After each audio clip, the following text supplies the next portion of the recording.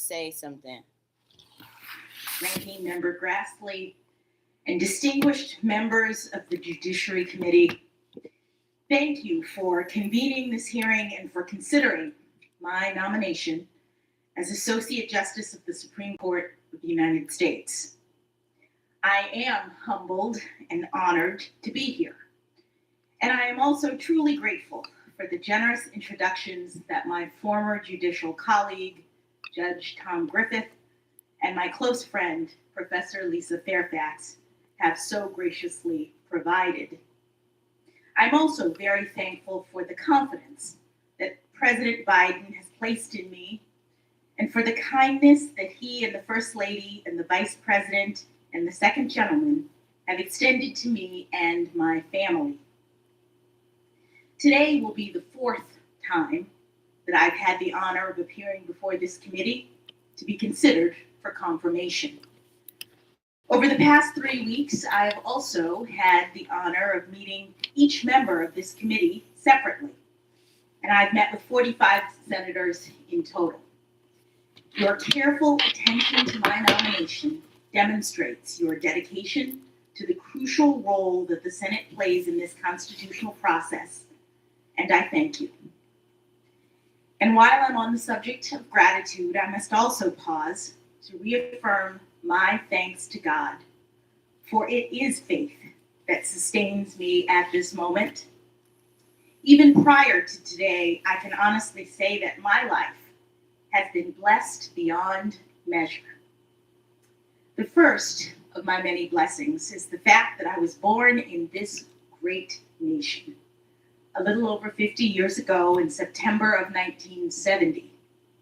Congress had enacted 2 civil rights acts in the decade before, and like so many who had experienced lawful racial segregation firsthand, my parents, Johnny and Ellery Brown, left their hometown of Miami, Florida, and moved to Washington, D.C. to experience new freedom. When I was born here in Washington, my parents were public school teachers, and to express both pride in their heritage and hope for the future, they gave me an African name, Ketanji Onyeka, which they were told means lovely one. My parents taught me that unlike the many barriers that they had had to face growing up, my path was clearer, so that if I worked hard and I believed in myself in America, I could do anything or be anything I wanted to be. Like so many families in this country, they worked long hours and sacrificed to provide their children every opportunity to reach their God-given potential. My parents have been married for almost 54 years, and they're here with me today. I cannot possibly thank them enough for everything they've done for me. I love you, Mom and Dad. My father, in particular, bears responsibility for my interest in the law. When I was 4, we moved back to Miami so that he could be a full-time law student, and we lived on the campus of the University of Miami Law School. During those years, my mother pulled double duty, working as the sole breadwinner of our family while also guiding and inspiring 4-year-old me. What the hell My is going very on? earliest memories are of watching my father study. He had his stack of law books on the kitchen table while I sat across from him with my stack of coloring books. My parents also instilled in me and my younger brother, Ketanji, the importance of public service. After graduating from Howard University, Ketanji started out as a police officer, following 2 of our uncles. After the September 11th attacks on our country, Ketanji volunteered for the Army and eventually became an infantry officer, serving 2 tours of duty in the Middle East. Ketanji is here today, providing his love and support, as always. And speaking of unconditional love, I would like to introduce you to my husband of 25 years, Dr. Patrick Jackson. I have no doubt that without him by my side from the very beginning of this incredible professional journey, none of this would have been possible. We met in college more than 3 decades ago, and since then, He's been the best husband, father, and friend I could ever imagine. Patrick, I love you. William, Patrick's identical twin brother, is here as well, along with his wonderful wife, Dana. Also here from Park City, Utah, are Patrick's older brother, Gardy, and his wife, Natalie. And last, but certainly not least, my very dear in-laws, the matriarch and patriarch of the Jackson family, Pamela and Gardner Jackson, have traveled here from Boston to be with me today. I'm saving a special moment in this introduction for my daughters, Talia and Lily. Girls, I know it has not been easy as I've tried to navigate the challenges of juggling my career and motherhood. And I fully admit that I did not always get the balance right. But I hope that you've seen that with hard work, determination, and love, it can be done. I am so looking forward to seeing what each of you chooses to do with your amazing lives in this incredible country. I love you so much. There are so many others who are not here today, but whom I need to acknowledge. I have a large extended family on both sides. They are watching from Florida, North Carolina, New Jersey, Connecticut, New York, Massachusetts, Colorado, and beyond. I also have incredible friends. 3 of my college roommates came here today to support me. And I have so many other boosters from Miami Palmetto Senior High School, Harvard undergrad, Harvard Law School, and all throughout my personal and professional life. I've also had extraordinary mentors, like my high school debate coach, Fran Berger. May she rest in peace. She invested fully in me, including taking me to Harvard, the first I'd ever really thought of it, to enter a speech competition. Mrs. Berger believed in me, and in turn, I believed in myself. It's in the audio. That's it! Category of great mentors.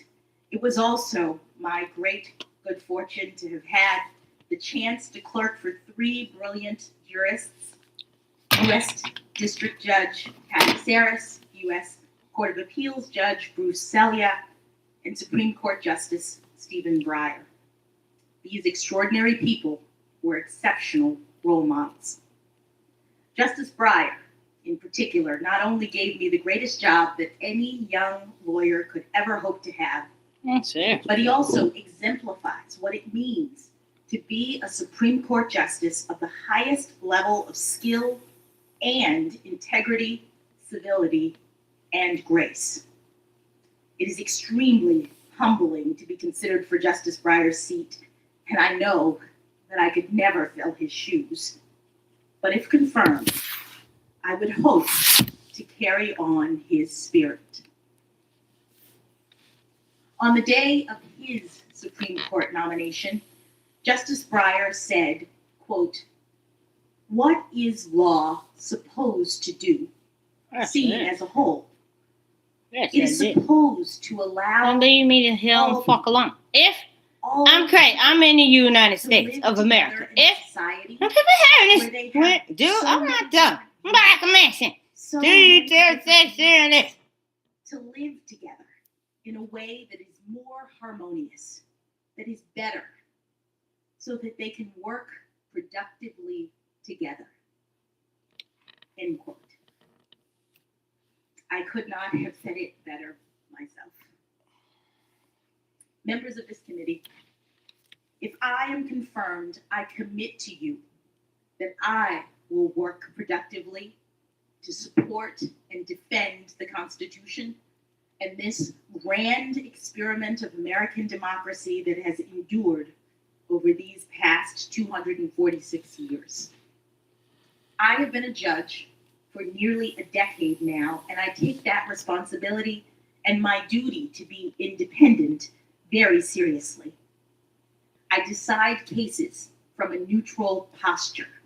I evaluate the facts, and I interpret and apply the law to the facts of the case before me without fear or favor, consistent with my judicial oath. I know that my role as a judge is a limited one, that the Constitution empowers me only to decide cases and controversies that are properly presented. And I know that my judicial role is further constrained by careful adherence to precedent. Now, in preparing for these hearings, you may have read some of my more than 570 written decisions, and you may have also noticed that my opinions tend to be on the long side. That's it. That is Do you think we done? Believe in transparency, that people should know precisely what I think and the basis for my decision. And all of my professional experiences, including my work as a public defender and as a trial judge, have instilled in me the importance of having each litigant know that the judge in their case has heard them, whether or not their arguments prevail in court. During this hearing, I hope that you will see how much I love our country and the Constitution and the rights that make us free. I stand on the shoulders of so many who have come before me, including Judge Constance Baker Motley, who was the first African-American woman to be appointed to the federal bench and with whom I share a birthday. And like Judge Motley, I have dedicated my career to ensuring that the words engraved on the front of the Supreme Court building, "Equal justice under law," are a reality and not just an ideal. Thank you for this historic chance to join the highest court, to work with brilliant colleagues, to inspire future generations, and to ensure liberty and justice for all.